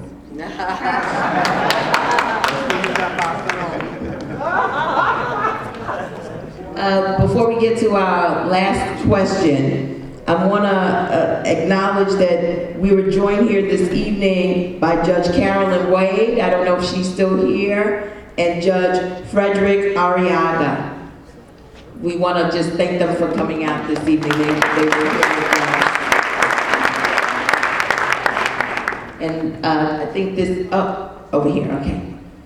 Yes, my question is, from November into January, we heard a lot about the Electoral College and election reform. And I'm wondering what's being done for places like New York, which are population centers, which are essentially, they're trying to take away our votes because within these population centers, they have the minorities. What's really being done now that all the blood has stopped boiling and it's not November, it's not January? What are we doing so when elections come around so that, you know, we can actually take back our vote and not be discouraged about voting? Well, let me say this. There are a couple of things in terms of legislation that has been introduced around the protection. First of all, we have not reauthorized the Voting Rights Act yet.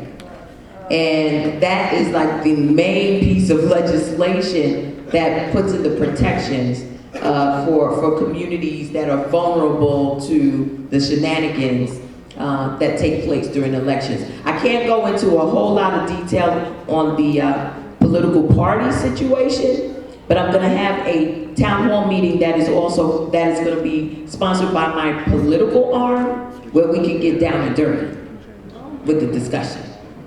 This is being sponsored by my government office. So we have legislation. It's called the Voting Rights Act. It has not been reauthorized. Remember, the courts kicked it out and said that we needed to, as a Congress, review it and see whether, in fact, the discrimination that led to the need for a Voting Rights Act is still in effect, which we know it is. Just look at North Carolina, South Carolina. You can go down, look at Brooklyn. We could go down the list.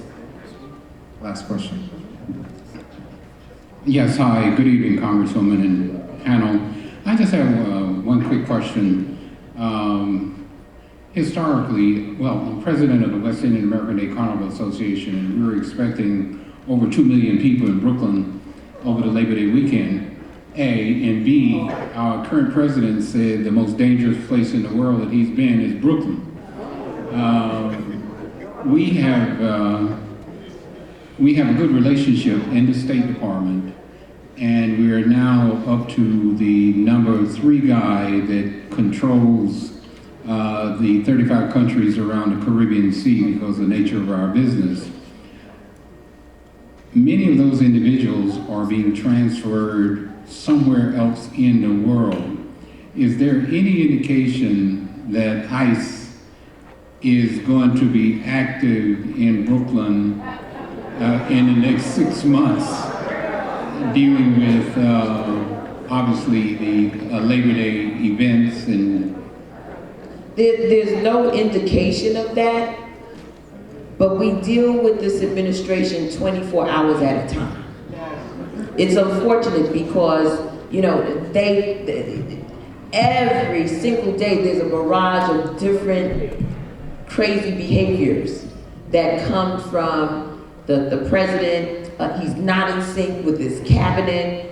One person is saying one thing, another person is saying another. He is not filled in the State Department. There are massive vacancies throughout the federal government because he keeps he's running out of family to put into place. So, I mean, it's unfortunate. Right now, the administration is so far behind in building out the federal government, the appointees of the federal government, that we don't know what to expect from week to week. So stay tuned. We will certainly be very vigilant around that. And, you know, this is the city of New York. We can't afford to have that level of disruption during our cultural celebrations. If they're going to come to the West Indian Day Carnival, they need to go to every single celebration in the city of New York. They cannot be racial profiling. They cannot be singling out. As a matter of fact, they need to go to every celebration across the United States of America. So we shall see, but there's no indication at this point that we're being targeted in that way. Let's give the audience, you all, a big round of applause for coming out this evening, for raising your questions. If you have further questions, if you have further issues, please feel free to reach out to my office. I want to acknowledge my staff who was here. All staff, would you just come up front so people can see you? Come on. Folks came in from Washington, D.C. Folks are here from Brooklyn, New York. These young people are Team Clarke, and they're from both our Washington and our Brooklyn office, and we want to thank them because they are on the front lines of the resistance. These young people know what's at stake here, and we have Reginald Balan, we have Stephen Poloff, we have Muhammad, we have Patrick Rayo, we have Mary Bishop, we have Shar Stansberry, we have Earl Arsdale Ash, also known as Earl. We have Christine Bennett, and we also have Ms. Gail DeGale. Would you please give my staff a round of applause? They have really been making these things happen, these town halls happen. We are constantly moving about this district, meeting with people throughout the community, throughout the city. Folks are coming from all over to share their vision of what needs to be happening, and just to organize with like-minded people. I want to thank each and every one of you for coming out this evening and making this evening a very special one. We're going to continue to organize. As I've stated to you, please follow hashtag Brooklyn Resist to know what next steps are being taken, what issues are coming out of Washington, and when my political arm will be organizing and mobilizing and working with other organizations who would be making sure that we're moving forward to do the type of actions that we need to do to protect our interests. And I think we had, there was one of our social media folks who asked, how can we stop the bombing spree? And again, there's going to be a lot to answer for next week. The Congress has got to move to take control over its power over the authorization for war. We have got to. When a gentleman can wake up in the morning and drop the mother of all bombs on a community, the Moab bomb, without consulting Congress, we definitely have a tyrannical presence in the White House. So let us continue to press the Congress. We have got to do our job. Yes. It's not an easy job, but we've got to do it. And that means protecting the interests of the people of the United States of America. We cannot wage war without the House of Representatives, the United States Congress, authorizing that. So I just wanted to put that out there. And to all of our volunteers this evening, I understand that so many people came out to volunteer. I want to thank you so much for making it possible for us to fill the sanctuary this evening. And then I want to encourage everyone. The wonderful people of this church prepared lovely refreshments. I walked down there, it smells delicious. So please, don't hurt their feelings. Don't let it go to waste. Go and take some refreshments before you leave and head home. And thank you so very much. Wait a minute. Let us thank our panelists. Let us thank our panelists. And I don't know if any of them had any closing comments. Did you want to make any closing comments? We here for you. We good. All right. Any closing comments on the other side? They're good. Enjoy the rest of the evening, everyone, and thank you for coming out to the East Flatbush Town Hall meeting.